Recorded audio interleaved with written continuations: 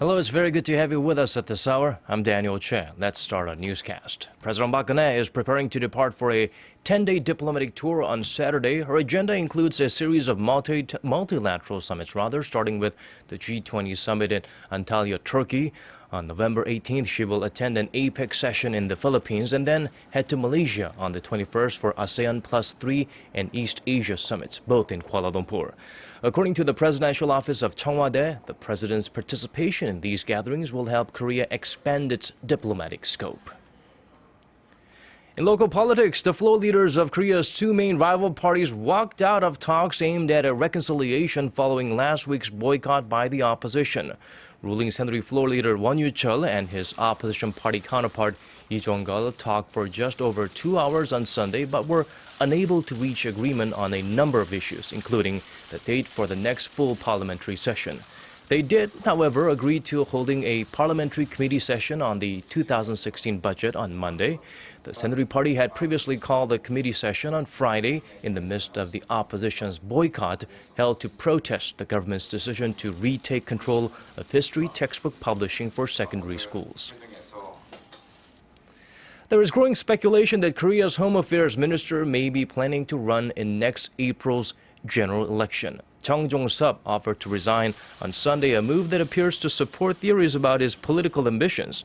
The former law professor said he decided to step down so as not to be a burden on state affairs. When asked whether he is seeking a parliamentary seat, he said he would decide after gathering public opinion on the matter. Under Korea's election law, civil servants seeking to run for public office must resign from their posts at least 90 days before an election, going back to why Chung made the headlines for wrong reasons. When he was overseeing elections, he was accused of breaking his political neutrality when he toasted members of the ruling Century Party at an August gathering and wished them victory in their next election. Meanwhile, North Korea is preparing for a state funeral this week after one of its iconic military marshals died on Saturday. Most of the regime's top officials are part of the committee preparing for the event, with the exception of one powerful figure close to leader Kim Jong-un, which has led to speculation about the figure's whereabouts. Kim Ji-yeon tells us more.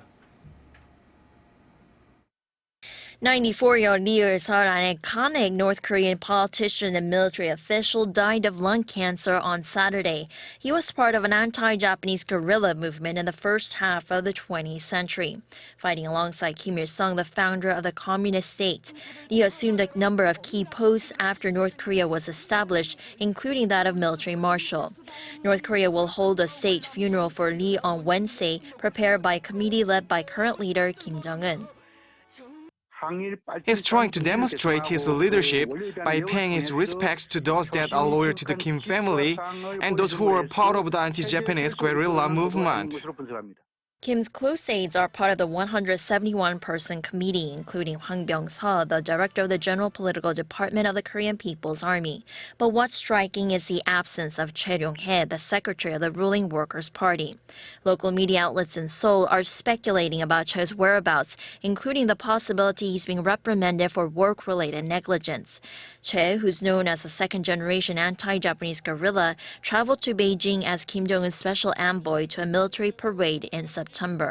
He also met with Liu In-san, a top Chinese Communist Party official in Pyongyang last month. Kim Ji-yeon, Arirang News. Focusing on South Korea's defense capabilities, Korea's Defense Development Agency has unveiled a prototype of an advanced radar system that's key to the indigenous fighter jet project. Seoul had to develop the system on its own after the U.S. refused to transfer the technology, and there were questions about whether Korea could pull it off. The Korean agency says it's now 75% complete. Connie Kim looks back at the progress and the 25% ahead. This is a prototype of the Active Electronically Scanned Array ASA radar system, key to the Korean fighter experimental jet project. The radar functions as the eyes and brain of a fighter jet. The yellow modules act as antennas in airborne operations, detecting and tracking enemy fighter jets and directing missiles.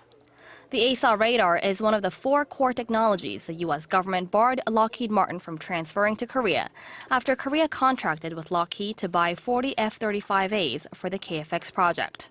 There was concern the loss of the tech would slow the project down, but the Agency for Defense Development says Seoul is capable of developing the radar on its own.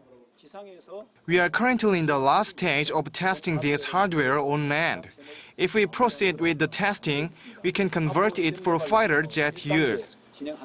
The Agency for Defense Development says technology development for ASA radar has reached 70 to 75% compared to advanced countries. The critical point now is miniaturizing the radar fit for fighter jets. The agency is aiming to have the radar fully developed by 2021. It then plans to conduct more than 100 test flights over the following 3 to 4 years and will integrate it into the KFX project from 2025 to 2028. The agency also said it has completed development of the 3 other key technologies the U.S. government refused to transfer to Korea: an infrared search and track sensor, an electro-optical targeting pod, and a radio frequency jammer. The ADD says it has integrated the technologies into ships and some aircraft, adding that it won't be hard to apply them to the fighter jets. The KFX project, worth $6.7 billion, aims to develop 120 fighter jets by 2025 to replace its aging fleet of F-4s and F-5s. Connie Kim, Arirang News.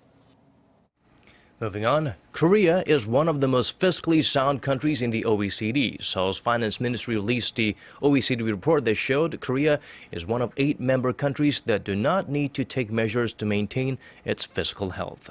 Quite a contrast to the 14 advanced economies, including Japan and the U.S., that need to take action to improve their fiscal health. The report shows Korea's fiscal condition was in good shape even before the 2008 global financial crisis. Korea's debt-to-GDP ratio rose 35.9% last year from 28.7% in 2007. In a similar period, the figures for all OECD members soared to 118% in 2013 from 80% in 2007 on average. The polls are closed in Myanmar, and now the waiting begins for the results of the country's first free election in 25 years. Though an early vote count isn't expected until sometime this week, the party led by Aung San Suu Kyi is widely expected to win a majority of the seats up for grabs. Lee Ji-won has this report.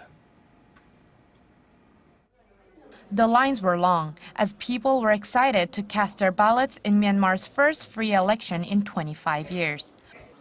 I come here to vote with the belief that our situation will improve, especially in the area of human rights. More than 6,000 candidates from 91 political parties are running for 5-year terms in the country's 664-seat parliament.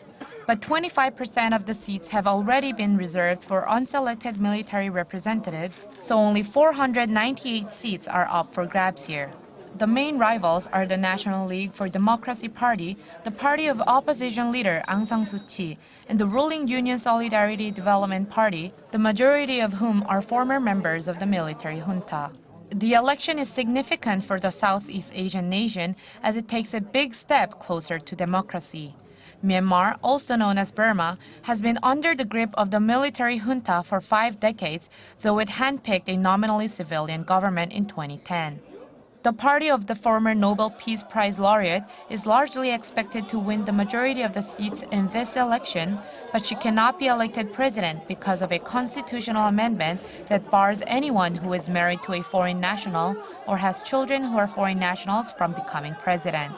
Both her sons and late husband are British. Suu Kyi has said she would be above the president if her NLD party prevails in this election.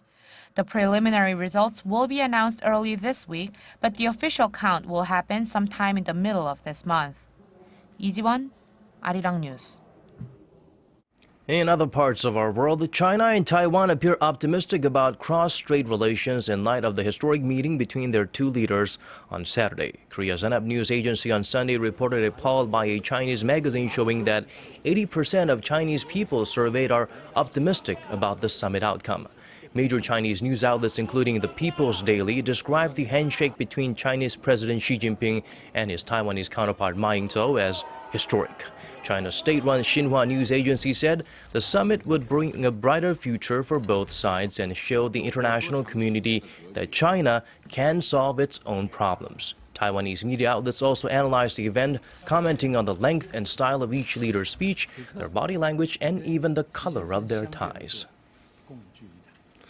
U.S. Defense Secretary Ashton Carter says the United States will continue to conduct freedom of navigation operations in the South China Sea, but gave no timeline for future exercises. Carter urged China and other nations to stop their land reclamation and militarization projects in the South China Sea and resolve things diplomatically. He said the U.S. presence in the region has ensured peace for decades, which he said had played a key role in the rise of China and other countries by allowing them to follow their own destiny. The defense chief added many countries work with the U.S. to be a part of a regional architecture that keeps the peace, and China should be a part of that. Tensions between Washington and Beijing have risen in recent weeks after the U.S. sent a guided missile destroyer into waters claimed by China in that area. And now for a quick look at the weather before we go. Rain will greet you on Monday morning in all parts of Korea, so don't forget your umbrella or raincoat. But the rain will stop later in the evening. Temperatures will hover at 10 degrees Celsius or slightly higher in most parts of the country earlier in the day and will rise all the way to 13 in Seoul, with Busan being the warmest at 19. Well, that's Korea for you. Let's check out the weather conditions in your neck of the woods and around the world.